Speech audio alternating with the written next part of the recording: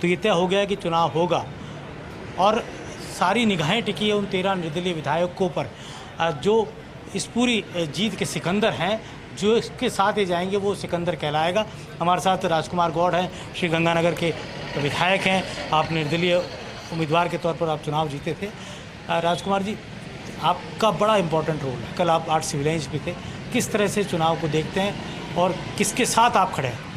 तो योगेश जी, हम शुरू से कांग्रेस के साथ खड़े हैं। निर्दलीय विधायक बनने के बाद में तमाम निर्दलीय विधायक ने माननीय अशोक जी गहलोत के नेतृत्व में बनने वाली कांग्रेस सरकार को समर्थन दिया। पहले दिन से जितने भी निर्दलीय विधायक हैं उनका समर्थन माननीय अशोक जी के साथ में है, कांग्रेस के साथ में है और आज भी तमाम जो निर्दलीय है उसी रूप में खड़े हैं, उसी सहयोग के साथ। क्योंकि जो भी इंडिपेंडेंट जैसे एक रणनीति के तहत उम्मीदवार बीजेपी लाई है, लेकिन वो इंडिपेंडेंट चुनावी समर में सपोर्ट बीजेपी का रहेगा। वो तो बीजेपी के उम्मीदवार है, बीजेपी ने उनको खड़ा किया है, बीजेपी के वो उम्मीदवार हैं। और क्या सोच के लाई हैं मुझे गणित समझ नहीं आता। 126 विधायक अशोक जी गहलोत के साथ में हैं, कैसे वो आंकड़ा पूरा करेंगे, क्या करेंगे, उसके लिए क्या खेल खेलेंगे, ये तो वही जान सकते हैं। परंतु कांग्रेस में कहीं भी कमजोरी नहीं है। 126 के 126 प्रारंभ से जो जुड़े थे, पहले कोशिश की गई विधानसभा को किसी तरह से पार्टी को गिराने की कोशिश की गई, तब भी कहा गया था, तब भी आपने देखा 126 के अलावा कुछ बीजेपी के साथ ही एब्सेंट रह गए थे, वो भी आपको ध्यान होगा। इसलिए कांग्रेस में कहीं कमजोरी नहीं है और वोट क्रॉस हुआ था। इसलिए उनको अपना घर देखना चाहिए। कांग्रेस की कहीं कमजोरी नहीं है।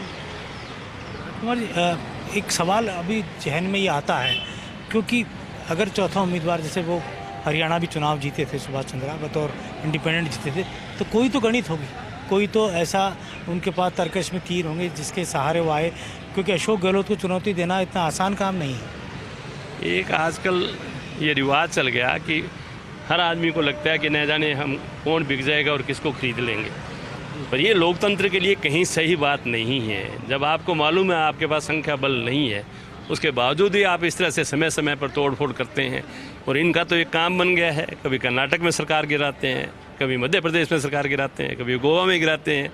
तो ये तो इन लोगों ने शायद ये सोच लिया कि एमएलए और एमपी कोई बिकने की चीज़ बन चुकी है।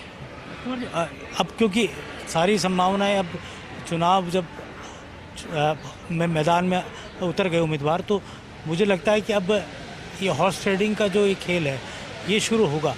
तो इस खेल को, अपने कुनबे को कांग्रेस पार्टी कैसे सहज के रखेगी?